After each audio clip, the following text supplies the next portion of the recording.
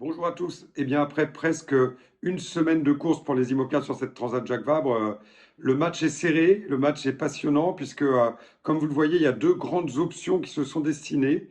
Il y a une option nord qui consiste à rester au nord de la zone de vent faible que vous voyez en bleu, mais face au vent, avec des tempêtes, de la mer, et une option sud qui consiste à passer à travers cette zone de calme. Sam et Jack ont dû traverser cette zone, ça s'est plutôt bien passé, pour ensuite aller dans les vents d'Alizé, ces vents qui soufflent sous l'anticyclone des Açores dans la bonne direction vers la Martinique.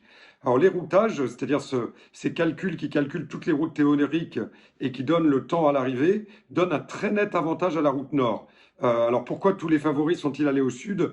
Probablement pour plusieurs raisons. La première, c'est que les prévisions à long terme sont aléatoires et c'est sur la fin que la route nord gagne beaucoup. Et si le scénario prévu à la fin ne se réalise pas, peut-être que la route sud sera plus favorable.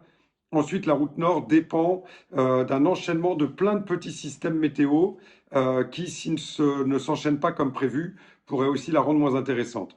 Et enfin, il y a un dernier point qu'on appelle la tactique plutôt que la stratégie à long terme. La tactique, c'est aussi se positionner par rapport à ses concurrents directs. Et il est vrai que l'essentiel des favoris a choisi la route sud, ce qui doit bien faire les affaires des nordistes. Mais du coup, même en termes de comparaison, c'était bien de ne pas aller s'isoler trop seul dans son coin et de rester avec les grands favoris.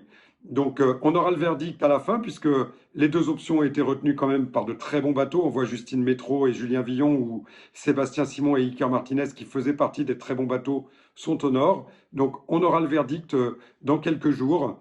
En attendant, ils sont dans les alizés. Dans les alizés, bien sûr, c'est du vent agréable à naviguer, mais ça, il y a aussi des grains, donc il peut y avoir des rafales. Et puis, il y a des petites variations du vent en direction selon le jour et la nuit. Et il faut jouer dans ces variations. C'est pour ça que vous verrez dans les jours qui viennent les bateaux faire un certain nombre de zigzags pour se placer le mieux possible dans les alizés et profiter de toutes les oscillations du vent. Voilà. En attendant, on reste sur la carto parce que ça va vite, ça va très vite, hein. Plus de 26 nœuds au dernier pointage pour Sam et Jack.